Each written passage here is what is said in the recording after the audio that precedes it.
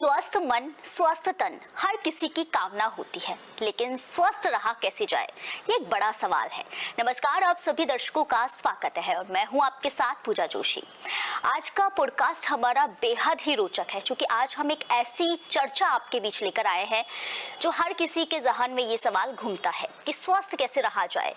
आज भागदौड़ भरी दुनिया इतनी ज्यादा हो गई है, हर व्यक्ति काम, लग्जरी लाइफ, इन सब के पीछे भाग रहा है, लेकिन अपने आप पर ध्यान नहीं दे पा रहा और खूब पैसा जो है वो डॉक्टर्स के पास जाकर खर्च करता है। लेकिन क्या आप जानते हैं कि डॉक्टर्स के साथ एस्ट्रोलॉजर भी हमें स्वस्थ रखने में मदद करते हैं? शायद नहीं जानते, लेकिन आप जान जाइए। राजस्थान ही नहीं, पूरे विश्व में एक ऐसे एस्ट्रोलॉजर आए हैं जो इस ज्योतिष को एक चिकित्सा के नजरिए से भी देखते हैं कि कैसे ज्योतिषी और चिकित्सा को मिला करके एक व्यक्ति के जीवन में बदलाव लाया जा सकता है। मैं स्वागत करती हूं ऐसे ही ज्योतिष आचार्य पवन जी का। स्वागत है आचार्य जी आपका हमारे पॉडकास्ट में। सर, जैसा कि मैंने शुरुआत में कहा कि आप एक यूनिक चीज लेकर के आ रहे हैं। सबसे पहले मैं ज्योतिषी को समझूंगी कि ज्योतिष आपके नजरिए से क्या है। स्वस्ति श्री गणेशाय नमः, श्री लक्ष्मी नारायणाभ्याम नमः। शाण्डिल्याहुवंशवारिधिविधुं श्री कौशलेशार्चकं विश्वक्सेनेतीन्द्रदेशिकपदद्वन्द्वारविन्दाश्रितं स्वचार्ये श्वेतो जगद्गुरुवरे श्रीरामनारायणे नित्यं शक्तिमतीं जगद्गुरुवरं श्री वासुदेवं भजे। किसी भी कार्य की सिद्धि के लिए आरंभ और प्रारंभ करने से पूर्व हम हमारे इष्ट और गुरुदेव भगवान को प्रणाम करते हैं। देखिए पूजा जी, ज्योतिष और चिकित्सा, हम जब कोई कार्य करते हैं या किसी कार्य को आरंभ करते हैं तो जो हमारा मंत्र है, ज्योतिष जो है वो एक रेमेडीज तो है, कैलकुलेशन तो है, लेकिन इसके साथ में जब हम चिकित्सा करेंगे, इससे शल्य करेंगे, इससे हम लोगों को स्वास्थ्य लाभ देंगे, तो जीवन का पहला मंत्र है पहला सुख निरोगी काया। बिल्कुल। यदि हमारे जीवन में हम स्वस्थ हैं तो सब कुछ हमारा सही है, क्योंकि अगर हमारे जीवन में स्वास्थ्य ही नहीं है, आरोग्यता ही नहीं है, तो फिर हमारा जीवन व्यर्थ है। बिल्कुल। क्योंकि आयु प्राप्ति के लिए हमारे शास्त्रों में, हमारे आदि अनादि से हमारा जो ज्योतिष है वो अपना एक अलग प्रभुत्व दिखा रहा है। क्योंकि ज्योतिष के माध्यम से जब लोगों के निवारण होंगे, लोगों के कष्टों का निवारण होगा, तो वो आगे जाकर के दीर्घायु प्राप्त करेंगे, और दीर्घायु जब उनको प्राप्त होगी तो दीर्घायु प्राप्त करने के लिए मंत्र की सिद्धि होगी। तो मंत्र साधना और मंत्र चिकित्सा और ज्योतिष चिकित्सा, इससे हम लोगों का निवारण करेंगे। लेकिन आचार्य जी, आज मार्केट में इतने सारे ज्योतिष हैं, सही और गलत की पहचान कैसे हो? ऐसे तो जितने भी युवा है वो डिमोटिवेट हो जाते हैं। देखिए, इसके पीछे एक बहुत बड़ा कारण है। संपूर्ण कुंभो न करोति शब्दम, अर्धो घटो कुसुमोपेति नूनम, विद्वान कुलीनो न करोति गर्भम।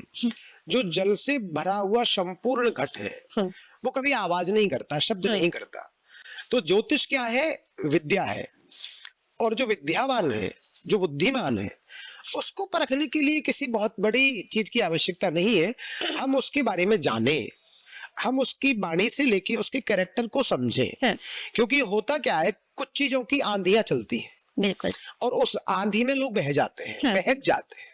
वही हमें करना है, वही समस्या हमें रोकनी है कि हमारे शास्त्रों के प्रति, हमारे ज्योतिष के प्रति, हमारी चिकित्सा के प्रति लोगों के अंदर अवेयरनेस कैसे आएगी, वो लोग कैसे समझ पाएंगे कि हम किस प्लेटफॉर्म पे खड़े हैं। सही है। हमारा जो डॉक्टर है वो कितना एजुकेटेड है। हम जहाँ पे अपने हार्ट का या लीवर का या किडनी का कोई ट्रांसप्लांट करा रहे हैं तो वो उस डॉक्टर ने कितने ऑपरेशन कर लिए, उसका एक्सपीरियंस क्या है जी।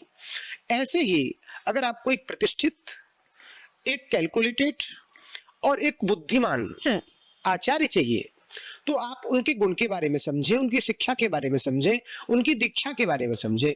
क्योंकि अगर आपके पास में कोई शिक्षा दीक्षा नहीं है तो आप सक्सेस नहीं होंगे।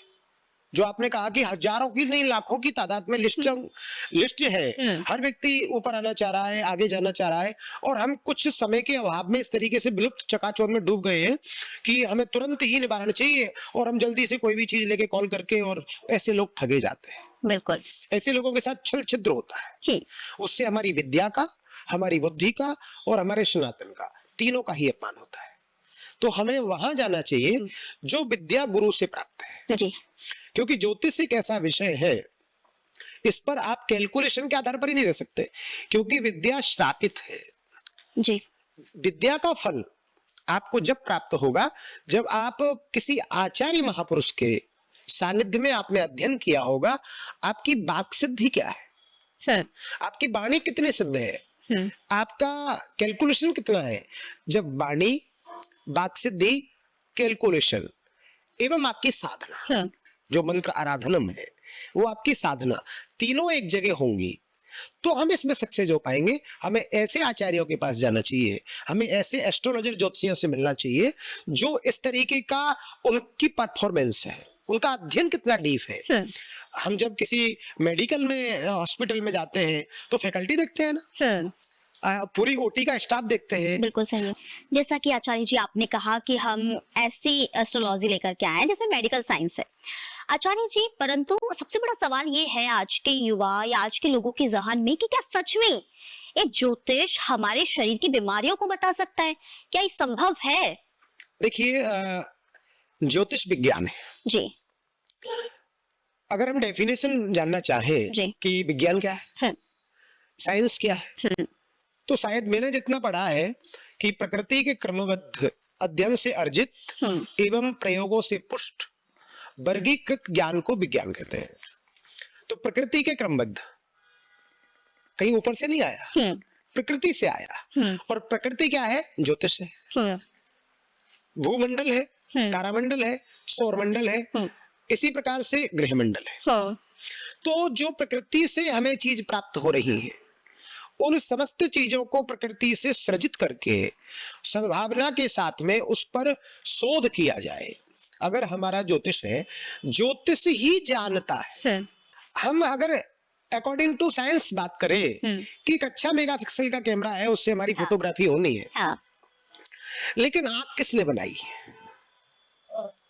हमारा साइंस जो है, मैं विरोध नहीं करता हूँ, लेकिन जिस साइंस की हम बात करते हैं, वो साइंस हमें बताता है कि आपका ये जो एनर्जी है, लाइटिंग, आपका जो बल्ब जल रहा है तो इस तरह से ये बना बिजली से, और इसके लिए हमने ये अर्थ डाला है, इसमें करंट आने के लिए प्रॉपर उसका जो ऊतक होता है वो उसमें काम करता है।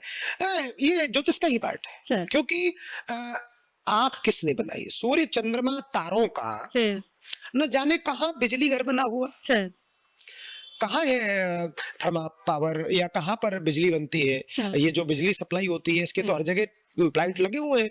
सूर्य का प्लांट कहाँ है? सूर्य क्यों चमक रहा है? चंद्रमा में शीतलता क्यों है? लेकिन आप देखिए व्यवस्था कि पल भर को धोखा नहीं देते, कहाँ कनेक्शन लगा हुआ। सूर्य चंद्रमा कभी धोखा नहीं देते, कंटिन्यू चमक रहे हैं ना।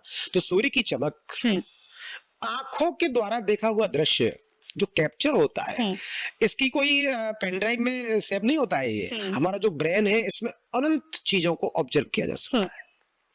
इसलिए गुड मेमोरीज और बैड मेमोरीज टोटल एस्ट्रोलॉजिकल है। और जब हम ज्योतिष के बारे में जानना चाहे कि क्या ऐसे पता चलेगा, तो इसमें दो भेद है।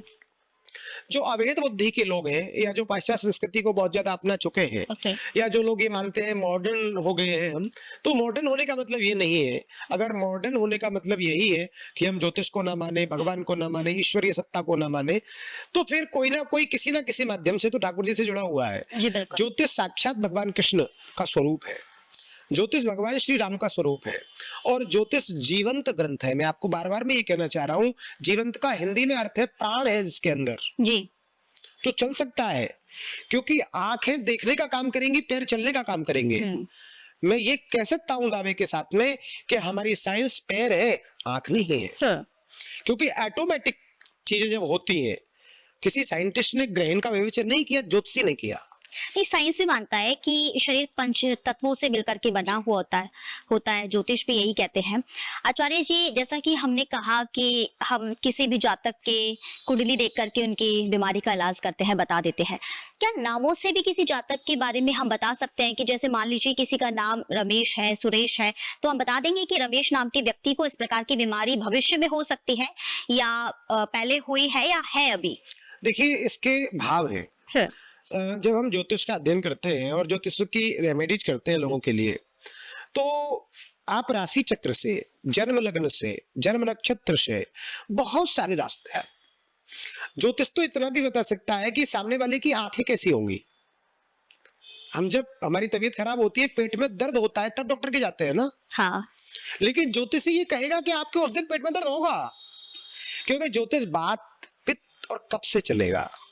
ज्योतिष आपके आयु भाव से चलेगा, आपके रोग भाव से चलेगा, रोग के संबंधित ग्रह।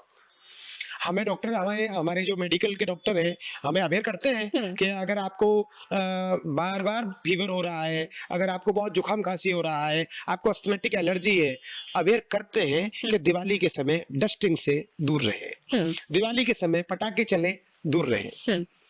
वही एस्ट्रोलॉजर देखेगा आपका शुक्र किस स्थिति में बैठा हुआ है, चंद्रमा कहाँ बैठा हुआ है, कौन सा आपका रोग कारक ग्रह है, किस ग्रह के लग्न के अनुसार, किस महादशा में आप किस ग्रह की बाधा से पीड़ित होंगे, आपका गोचर भाव क्या कह रहा है। बहुत डीप साइंस है। इसको जब हम डिस्क्राइब करेंगे, फ्यूचर में लोगों को बताएंगे, या हम लोगों को यहाँ तक अवेयर करेंगे कि भविष्य में जीवन के इन इन मोड़ों पर इस समय इस कलर से ये ड्रेस कोड आपका नहीं होना चाहिए, या आप जिस दिन ट्रेवल करें उस समय ये दिशा नहीं होनी चाहिए। हर चीज मुहूर्त में है, हर चीज विधिवत तरीके से साइंटिफिक है, प्रैक्टिकल है। ज्योतिष अनंत है। ज्योतिष के बारे में, क्योंकि शास्त्र में जैसे हमने किसी की कुंडली देखी और हमें पता चला कि बृहस्पति केंद्र में है, और हमने उनके बृहस्पति को देखा तो किम कुर्वन्तु ग्रहा सर्वे येषु केंद्रे बृहस्पति। अगर सारे ग्रह किसी के खराब हो और बृहस्पति यानी गुरु अच्छी स्थिति पर बैठे हो, तो फिर वो व्यक्ति बलवान, यशवान, कीर्तिवान, धनवान, आयुष्मान, सब कुछ होता है। परंतु आचार्य जी, एक बड़ा सवाल ये भी उठता है कि जो नास्तिक लोग होते हैं, जो भगवान को नहीं मानते, पूजा पाठ नहीं करते, जीवन तो उनका भी चलता है, जिनके हाथों की लकीरें नहीं होती, जिनके हाथ नहीं होते, उनका भी किस्मत होती है। तो कई लोग तो ये कहते हैं कि ज्योतिष फिर क्या विशेष कर देते हैं। देखिए, इस तरह के जो लोग हैं, इस तरह की मेंटेलिटी के लोग हैं जो नास्तिक हैं, तो ना आस्तिक, नास्तिक, तो जिनका आगे ही नाश लगा हुआ है, जिनका कोई अस्तित्व नहीं, अस्तित्व ही नहीं है, तो ऐसे तो फिर करोड़ों लोग हैं। उन्हें हमकी चिंता नहीं करनी है, हमें उन लोगों की बिल्कुल परवाह नहीं करनी है। हमें उन लोगों की परवाह करनी है जो मानते हैं। और नास्तिक अगर कोई है और वो ये कहता है कि नहीं ज्योतिष नहीं है, तो नहीं मानने वाला अपने पिताजी को भी नहीं मानता है। सही बात है। आचार्य जी, आजकल बीमारियों का दौर है, आप देखिए ना, मतलब हर व्यक्ति भागदौड़ भरी लाइफ जी रहा है। जैसे स्टार्टिंग में मैंने कहा था, अपने आप पर टाइम नहीं दे पाता वो। बिल्कुल। तो ऐसे में बीमारियां उनको घेर लेती है। थायराइड बीमारी बहुत ज्यादा इन दिनों देखी जा रही है, हर व्यक्ति के ये परेशानी है। क्या ज्योतिष या हमारी कुंडली में हम थायराइड का भी कोई उपाय बताते हैं? देखिए, हमारे यहाँ पे महामृत्युंजय, मृत संजीवनी, मार्कंडे महाभाग दत्त कल्पांत जीवनम, आयु आरोग्य ऐश्वर्यम देहि में मुनिपुंगव। आयु, आरोग्य और ऐश्वर्य यानी लॉन्ग लाइफ एंड हमारी बहुत अच्छी हेल्थ और मनी, ये तीनों चीज हमारा एक श्लोक दे रहा है जी। तो हम जो मंत्राल थेरेपी करेंगे, चिकित्सा करेंगे ज्योतिषीय, उससे आरोग्यता मिलेगी। बीमारी कोई भी हो, हर बीमारी का एक मंत्र है, हर बीमारी का एक ग्रह है, हर बीमारी का एक नक्षत्र है, और हर बीमारी को खत्म करने की एक विधि है। हम उन नक्षत्र वालों के, चाहे किसी का कोई भी नाम है, हमारे ये नहीं है, मतलब पूजा जी, मैं आपसे के चैनल के माध्यम से भी और आपसे ये आग्रह करूंगा कि हम पशु पक्षियों की भी कुंडली बनाएंगे। अरे वाह! हम जलचर, थलचर, नभचर, उभयचर कुंडली देश की भी बनेगी, प्रदेश की भी बनेगी। कुंडली हमारे जीवन में बन सकती है पशु की भी, पक्षी की भी, नर की भी, नारी की भी, किन्नर की भी, देव, धनुज, नर, नाग, खग, प्रेत, पितर, गंधर्व, वर्णों, किन्नर, रजनीचर, ये प्रजातियां हैं जी। देव है, धनुज है, नर है, नाग है, खग है, प्रेत है, पितर है और गंधर्व। ये प्रजातियों की भी कुंडलियां होती हैं। हम कुंडली देख करके बता सकते हैं कि भैया आपके जो दादाजी थे वो प्रेत बने थे कि पितर। ओके। यह विधि हमारी ज्योतिष के अंदर है। थर्ड आई है, वेदों का नेत्र है ज्योतिष। तो नेत्र से अच्छा देखा जा सकता है। नजरिया है उस देखने वाले का कि वो क्या देखना चाहता है। तो हमारे जीवन में ज्योतिष से देखने का काम है। ज्योतिष हमें सब कुछ देगा।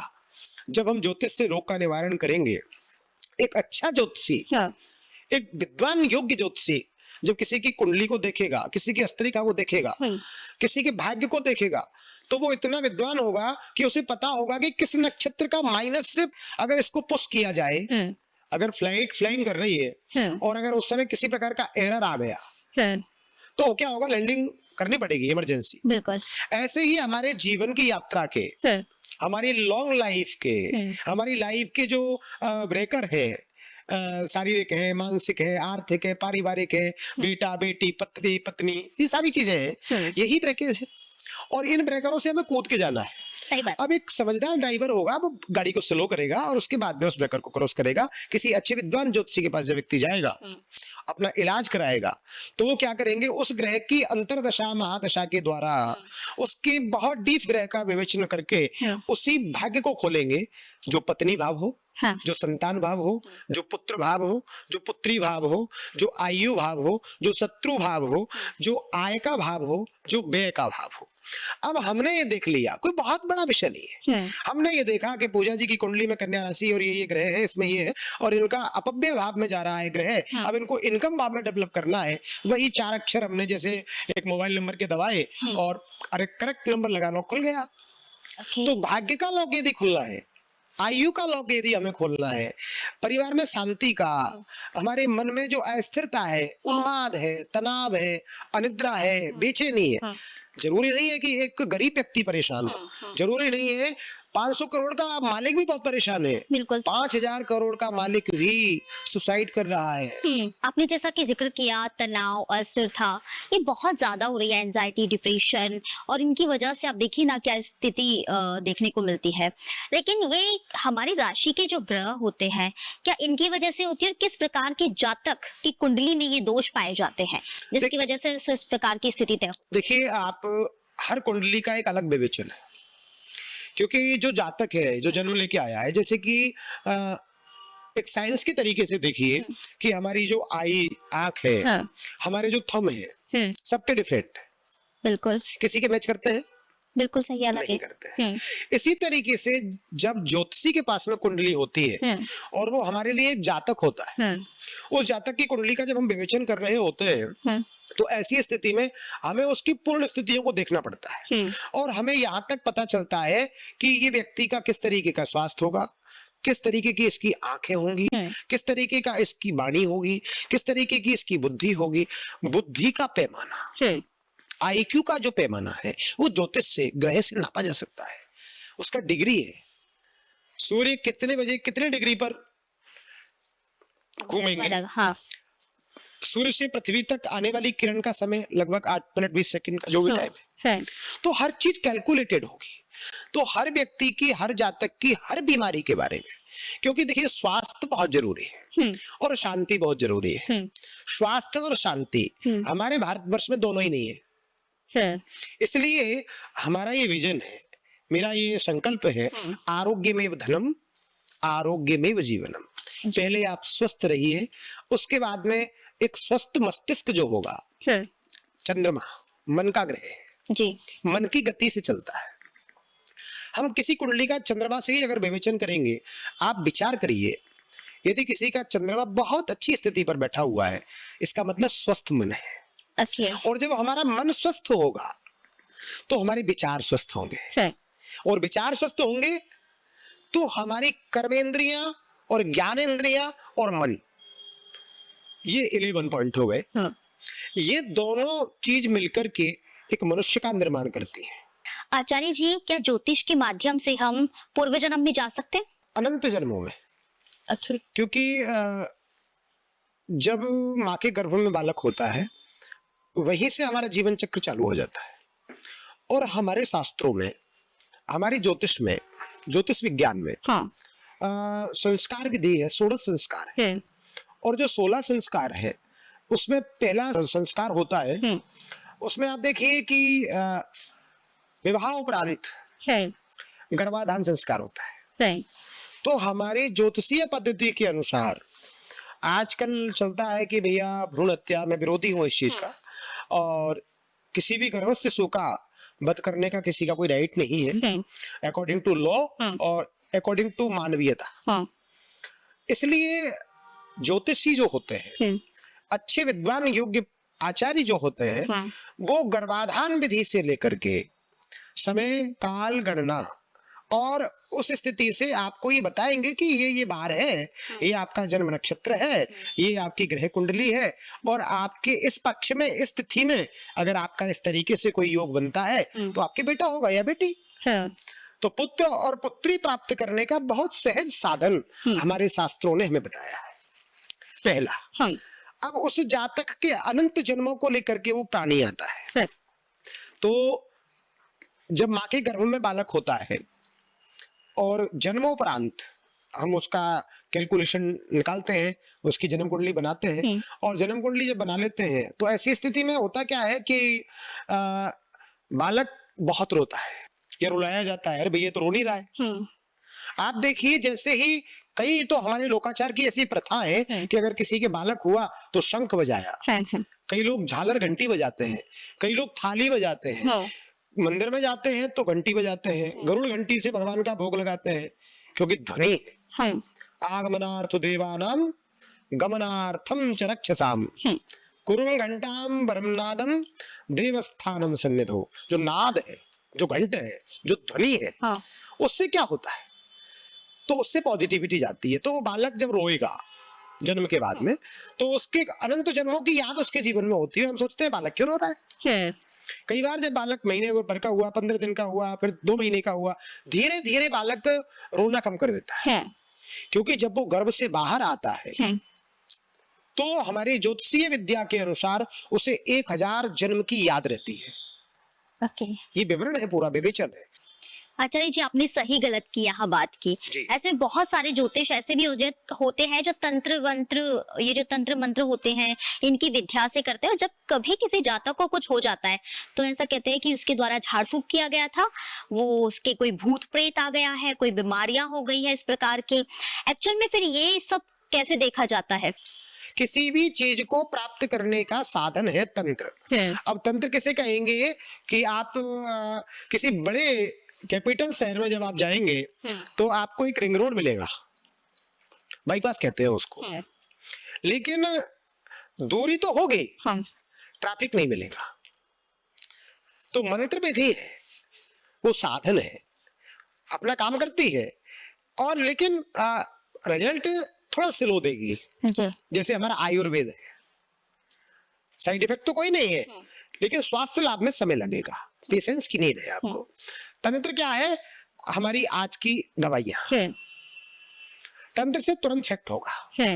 तो अगर जिस व्यक्ति को तुरंत रिजल्ट लेना है तो तुरंत रिजल्ट मिलेगा, तो तंत्र कोई गलत नहीं है। अगर कोई गलत प्रकार से तंत्र का प्रयोग करता है तो तंत्र नरकस्य कारणम, तंत्र नरक का कारण है।